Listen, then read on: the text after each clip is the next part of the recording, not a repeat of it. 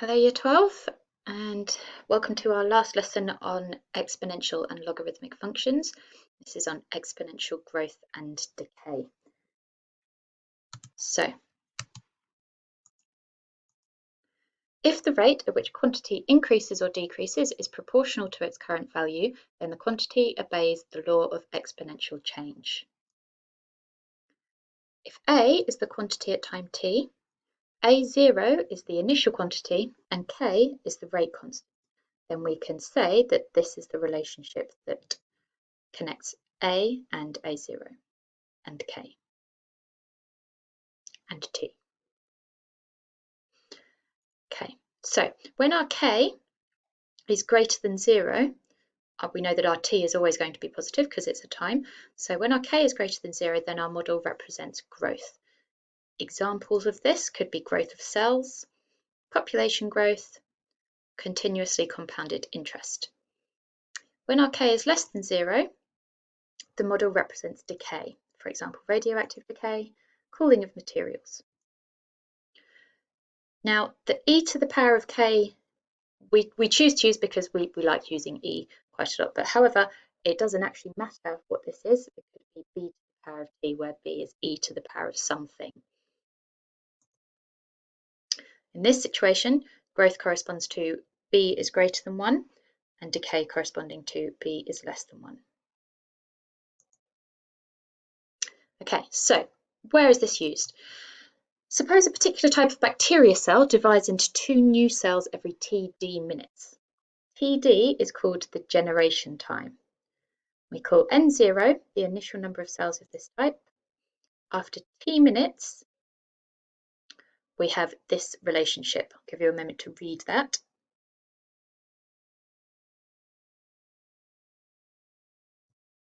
So that's our number of cells is given by N0, which is the initial number of cells of this type, times 2 to the power of because each cell divides into 2 new cells, so it doubles the number of cells. The time after t minutes divided by td, the generation time. So here's an example, I'll let you read it. And let's state the things that we know. So we know that N0, the initial number of cells, is 5,000. We know that N, the number of cells we end up with, is 100,000. We know that T is 240. Now, why 240 when it says 4 hours? Well, here we're calling the generation time TD in minutes. We're measuring it in minutes, so 4 hours, 240 minutes. So I can substitute those values into my equation up here. Divide both sides by 5,000. I can say that 240 over TD is log base 2 of 20. And then 240 divided by log base 2 of 20 gives me TD. Let me just give you the interim steps there, just in case that was a bit too quick. So I can say that log base 2 of 20 is 240 over TD. Then to get from here to here, I can multiply by TD, divide by log base 2 of 20. And then from my calculator, I can work out what that actually is in a number of minutes.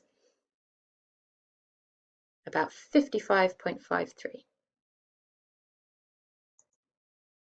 Okay, have a go at this question. Pause the video while you do that, mark your work, and then press play again when you're ready to go. Okay, so radioactive decay.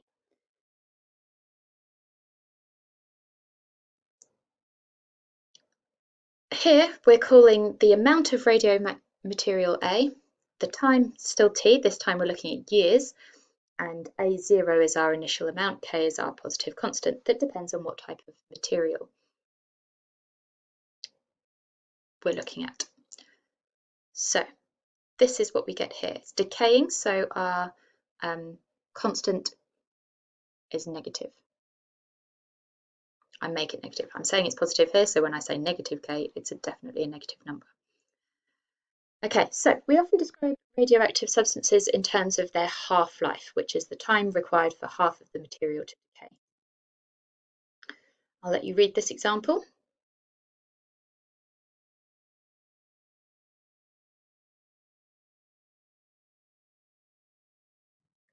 Okay, so what information can I get from this? I can say that the amount that's left is equal to 0.647, that's 64.7% as a decimal, times the original amount. I can say that T is 1000, my number of years is 1000. So I can say that A, which here I have said is equal to 0.647 A0, is equal to this side of my formula, but with 1000 instead of the T, because my years is 1000. Here I can then divide by A0. Now I have an equation, a single variable that I need to find its value. So rewrite as a logarithm. Remember, ln means log base e. And then divide by negative 1000, which gives me this value for k. Now that's my value for k. I haven't answered the question. The question says find the half-life of radium-226.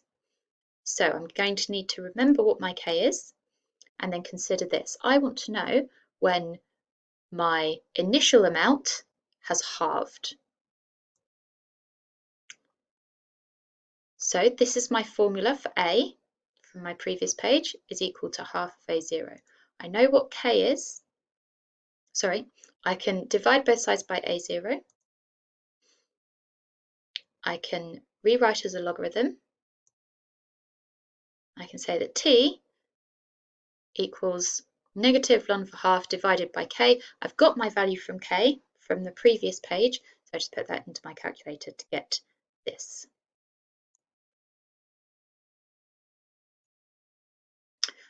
So have a go at these questions now. Pause the video while you do that.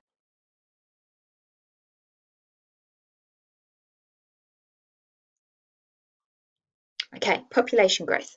So the population of a town was 8,000 at the beginning of 2007, 15,000 at the end of 2014. We're going to assume that the growth is exponential.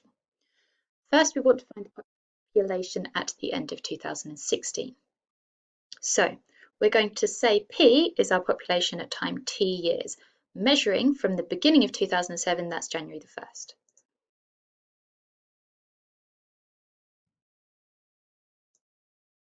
At the end of 2014, my population is 15,000 and T is 8. 8 years have elapsed. So I can substitute those values into my formula here. Divide by 8,000. Take logarithms and divide by 8. So the interim step there was ln 15 over 8 equals 8k, then divide by 8. So that's my value of k. That tells me that the increase is 7.9% per annum to one decimal place there. Now, we don't want to use rounded values in our calculations because they will cause us to lose accuracy. So this is the value you need to be using for k each time. So at the end of 2016, t is equal to 10. So I can substitute that into my equation and pop it into my calculator. When does P equal 30,000? That's when will the population of the town reach 30,000 people. Substitute that into my formula. Divide by 8,000. Simplify. Rewrite as a logarithm. You know your value of k from before, so just substitute that into your expression that you've got here, and we get 16.82. Now, the question might ask you to say in what month, or it might say to 2 decimal places, or it might say during which year. You need to be able to work out any of those. Okay, have a go at this question. Pause the video.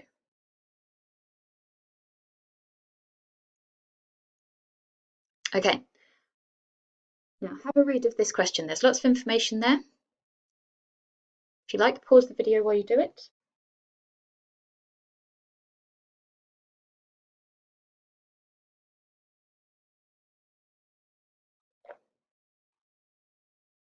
Right, so let's see what we can extract from this paragraph.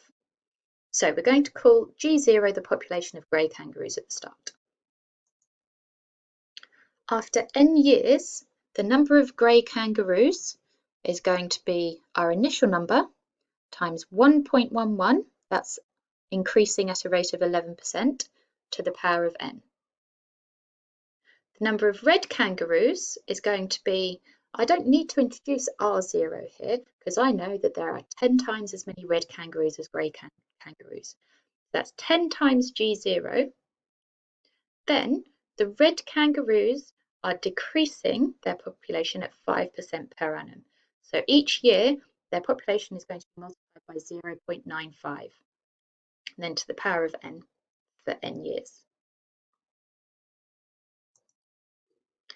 When the population is reversed, there are 10 times as many grey kangaroos as red kangaroos. So I can say that G equals 10R.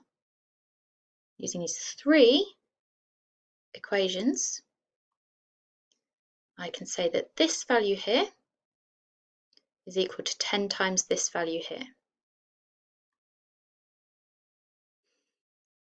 So then I can divide by G0. I can take logs of both sides.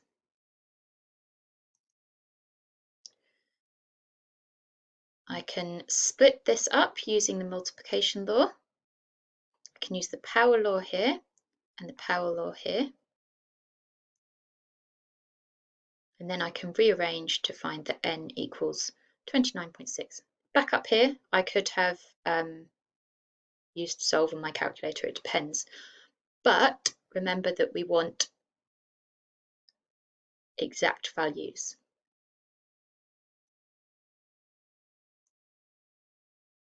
So rounding here, the population, it says find how many years must elapse before the proportions are reversed. And so we round up to 30 years. Okay, these are your last questions. In my book, this is the wrong answer, but yours might have been corrected by now.